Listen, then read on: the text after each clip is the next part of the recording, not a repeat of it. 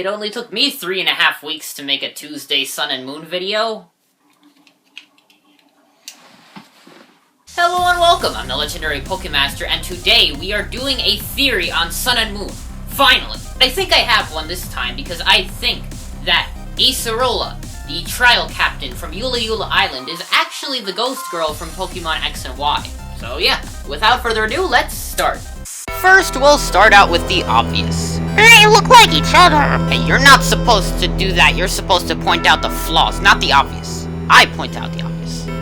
That's me. They look like each other. I noticed this the first time I saw Acerola in Yula's library, and I was like, dang, that's the ghost girl. How'd she get here? But that was really the only evidence linking the two that I came across during gameplay. So let's go to a much more informative source, Bulbapedia.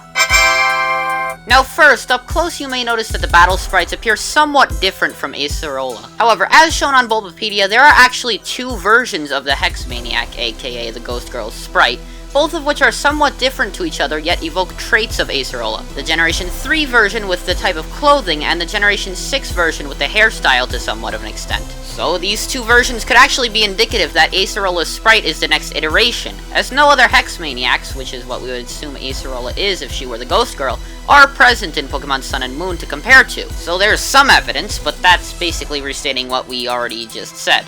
We must go deeper.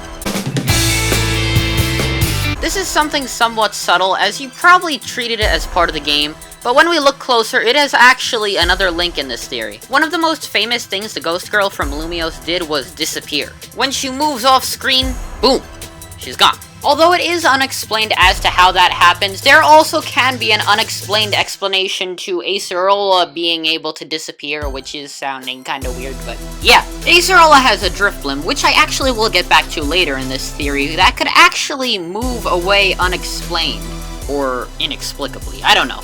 But they tend to do that. Especially with people. That's even what the Sun and Moon Pokédex entry says. Adding on to movement, the Ghost Girl is known for just floating along, giving her the name Ghost Girl. Something that could actually make this occur is the use of the move Psychic. In the Pokemon anime, it has actually been shown that the move Psychic can move objects and people disregarding gravity. This could actually explain the Ghost Girl's movement, as most Hex Maniacs specialize in Psychic-type Pokemon. And the piece connecting this together?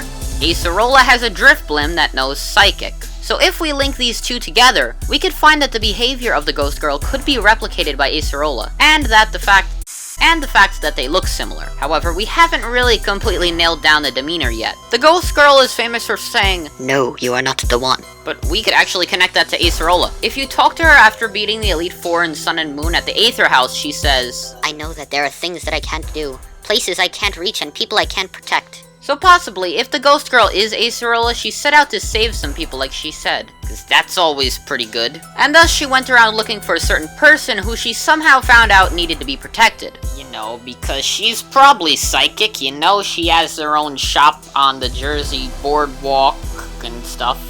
Okay, I've seen shops like that on the Jersey Boardwalk, but I probably didn't find a photo of it. This would also explain why the Ghost Girl in Lumiose listens to the elevator with the whole "places I can't reach" part of the quote. And one last point that I wanted to bring up was a pattern I noticed.